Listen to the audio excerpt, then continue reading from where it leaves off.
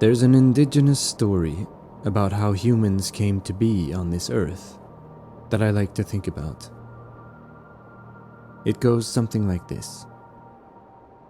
The spirit of the two leggeds, the humans, walked to the Great Spirit and said, This beautiful place is so beautiful. We want to live there. The Great Spirit thought about it for a second and said, There's only one way that you can live there, and that is if you agree to these instructions. You have to take care of the plants and the animals. You have to take care of the earth and the fire and the water. You have to take care of each other, and you have to take care of yourself. Upon which the two-legged said, Yes, we can do that. We can follow that instruction.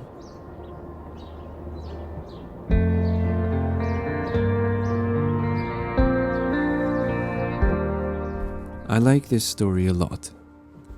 Not for its factual veracity or even claim to empirical truth, but what it reveals about the underlying myths of the modern world. As every society teaches its young and bases its culture and values on, is a story of creation. It can either be interpreted as one that cares deeply for all life on Earth, or one that doesn't. Late in my 20s, I had the tragic realization that my culture, grounded in one misinterpreted version of the Judeo-Christian creation myth, was one that did not. I spent most of my 30s trying to trace back the steps of how we got here and how changing the things that we could see meant, first and foremost, changing that which we couldn't. The underlying, often concealed, out of sight, but lurking just below the surface of most beliefs we had about who we are, the natural world, and what role we have to play in it. Now, almost 42, and I'm still struggling with beating the illusion out of me. The illusion and story that claims that we are in a way separated from nature, ourselves, our communities, our societies, disconnected. That somehow we can make do with our own ingenuity, and that our intelligence can get us out of any mess we might find ourselves entangled within. That through understanding natural processes, and then controlling, manipulating, and recreating them, we can do the work that nature does, but even better. Our culture believes that nature can be outsourced, and we are smart enough to do it. This collective hallucination sees us as standing at the top of the made-up hierarchy of existence. It's nothing more than a broken mythology, an anthropocentric divide that will ultimately force us to our demise, if our underlying story is not changed fundamentally.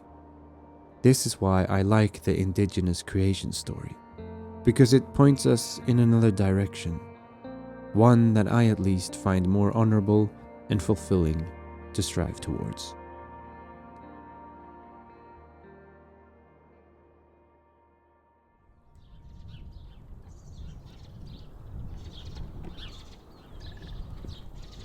Now, don't let me get you down. Despite my belief in the deeply important existential work that our world desperately needs to be doing, things aren't only bad. We need to start questioning some basic beliefs that we carry about what we think about ourselves and the things we prioritize and believe to be important.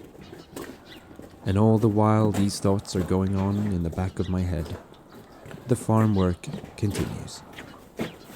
So, it's Sunday morning, and the weather's mild again.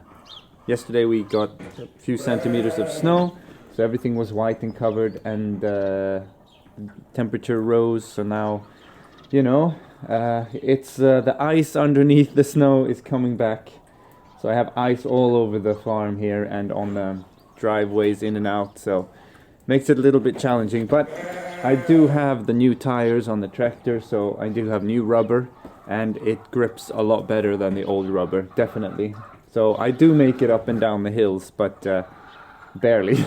So yeah, Sunday morning, my family's waking up. I have to drive 2 bales, and then we have to empty some manure from where the cattle are in their shed.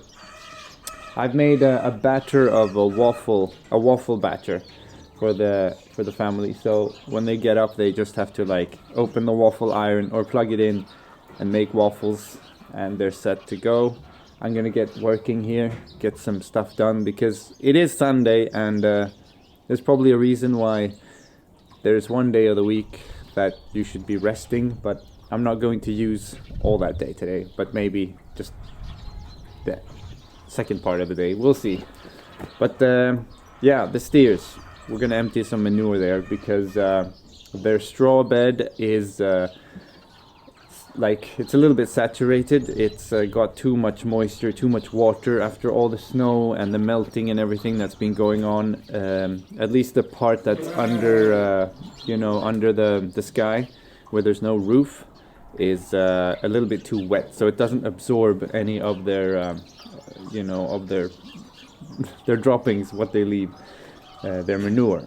So I have to empty that and take away the the feeder and empty the manure, not all of it, but just a part of it, and then we're going to put up new straw, and they're going to get a new bale. So I want to get all that done quickly so that they don't have to wait, because now the feeder is empty, because they just finished last night their last bale, and I didn't want to lift the whole feeder with a heavy bale in it, so I'm going to go try do all that now.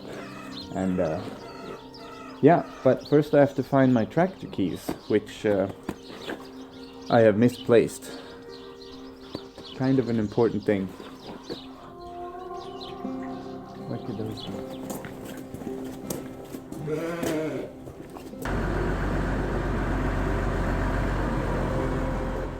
As you can see, I eventually found my keys. They were in one of my many different pockets. Before the real work starts emptying manure, I need to change implements on the tractor. The bale grip is switched for what in Sweden we call the crocodile fork, or maybe crocodile grab. It's a 220 centimeter wide beast of a thing that effectively and cleanly grabs big piles of manure, sticks and branches, and basically anything you can throw at it. Prior to this latest purchase about a year back, I used the bucket to unload manure, which is not ideal, as it quickly gets very messy and it's hard not to spill manure all over the main road and driveways.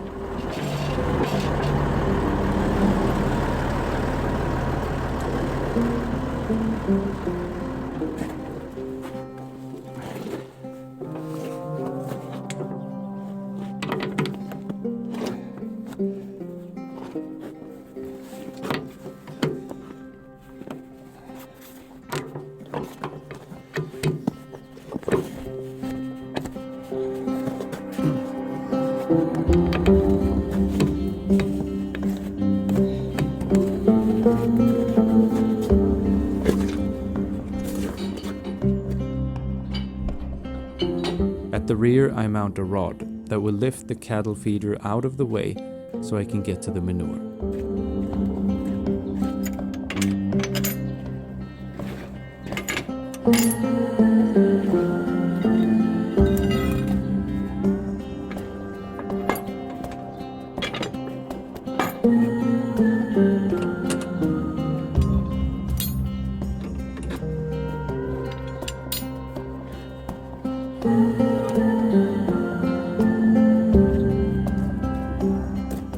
But before doing all that, one of the gates needs to be removed in order to connect the push rod to the feeder so it can be lifted.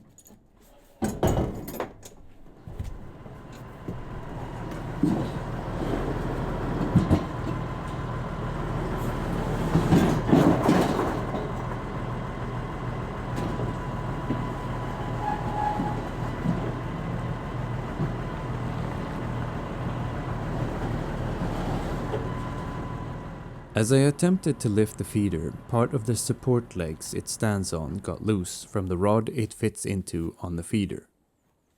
It's a good thing I noticed in time, and perhaps I managed to avoid trying to lift it, resulting in bending the support leg and maybe even breaking it off at the end where it was still connected to the feeder. The words of the 20th century real estate broker and developer Albert M. Greenfield comes to mind. Luck is an accident that happens to the competent. Let's just say that's true.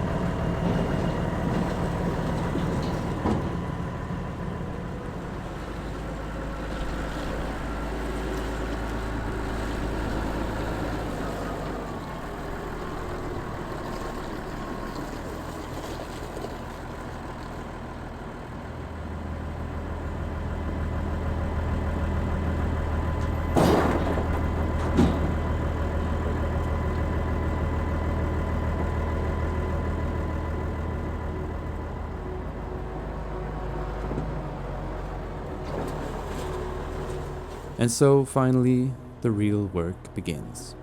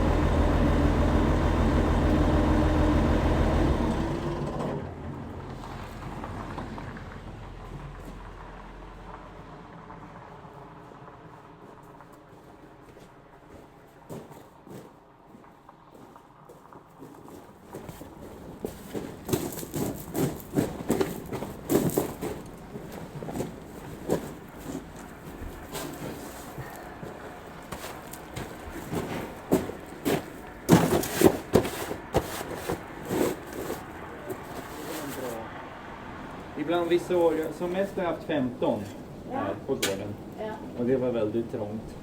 Ja, det Så kan 5 är ganska bra för det här lilla utrymmet. Ja. Men det brukar vara på hösten Ja. som vi skickar dem. Ibland är det en torr sommar och jag har folk som står i kö och vill köpa kött, så kan man ju liksom skicka Ja, dem men det är klart. på sommaren. Ja. Exakt. Ja, men det. Så Det är det klart. beror lite på. Men sen skaffar du nya som är små, eller? Ja, vi har ju tidigare, vi köpte, de här kommer från en mjölkgård, en ekomjölkgård uppe i Sundbro. Ja, ja. Så vi får dem där.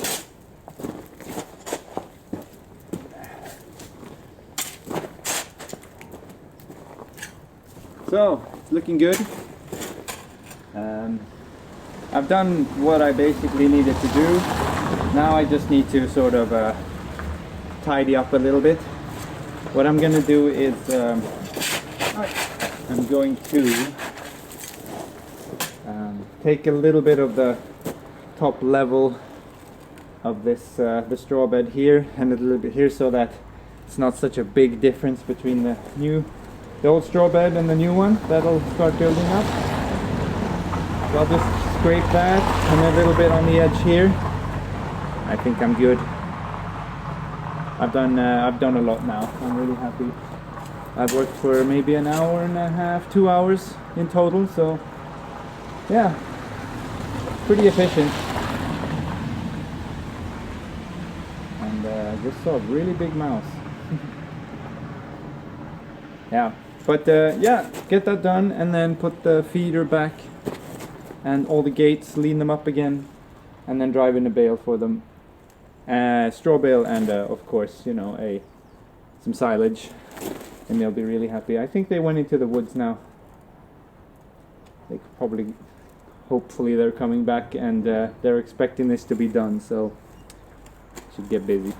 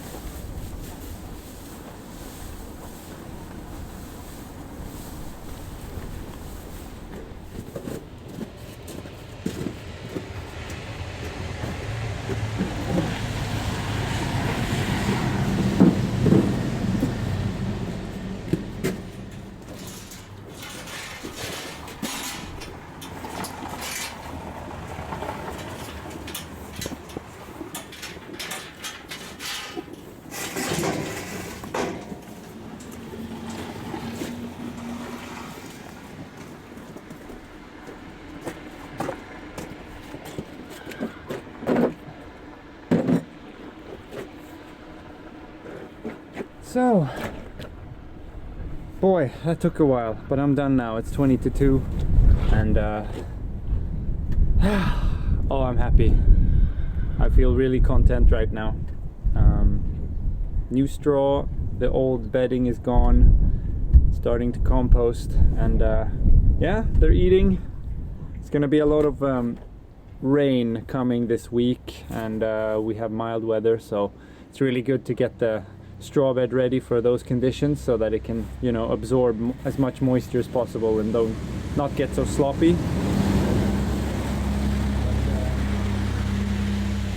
Yeah, boy, I'm tired now. I'm gonna go into my family and maybe have some lunch. Yeah, but feeling really happy. This is good.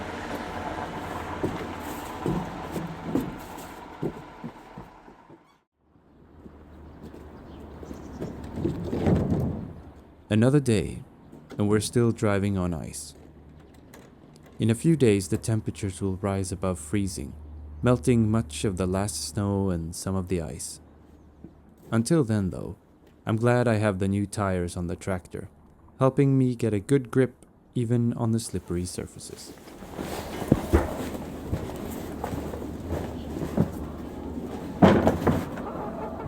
The layer hens eat about 130 to 140 grams of feed per day per hen.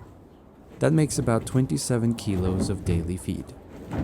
To save time, I fill the big bin about once a week from the feed trailer parked under the roof of the sheep shed. It's that time of the week again.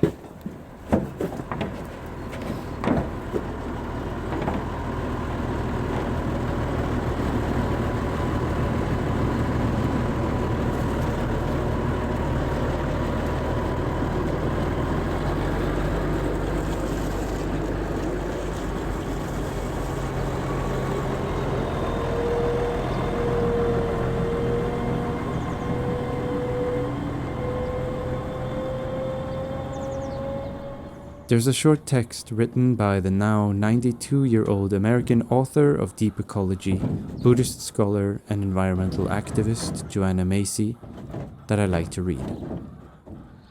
It goes.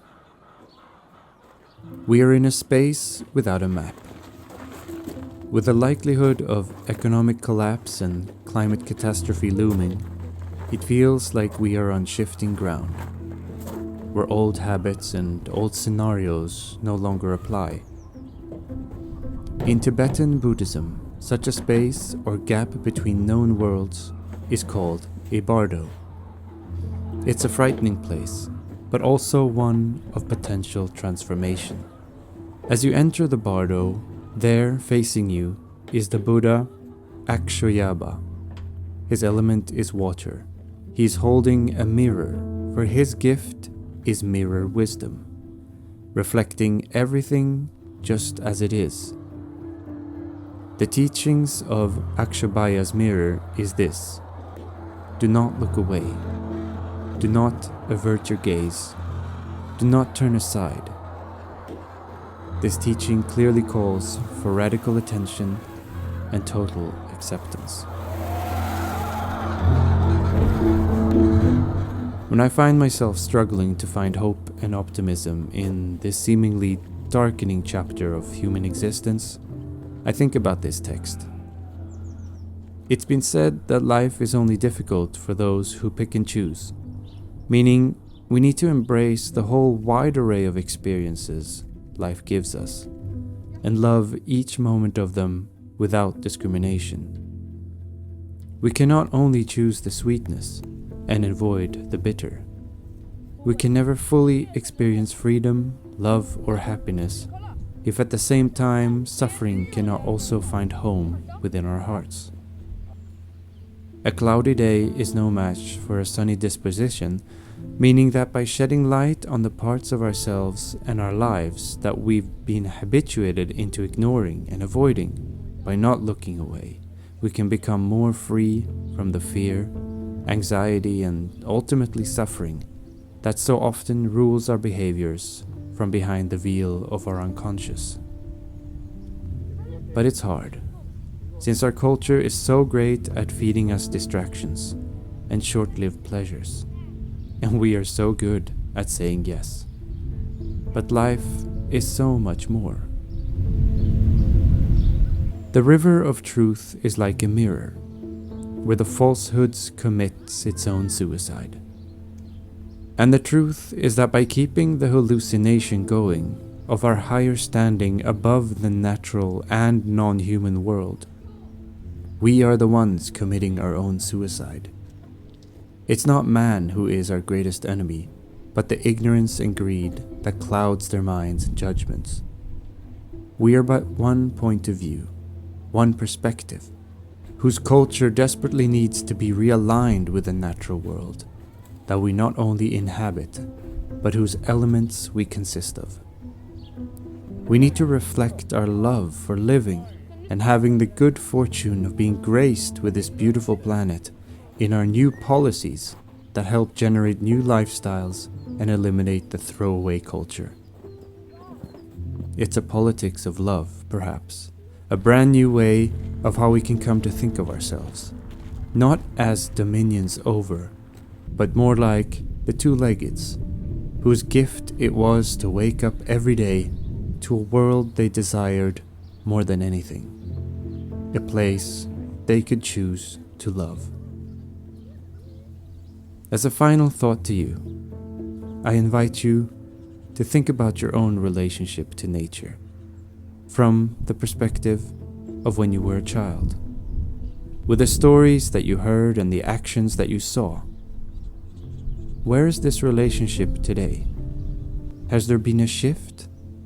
And if so, in what direction?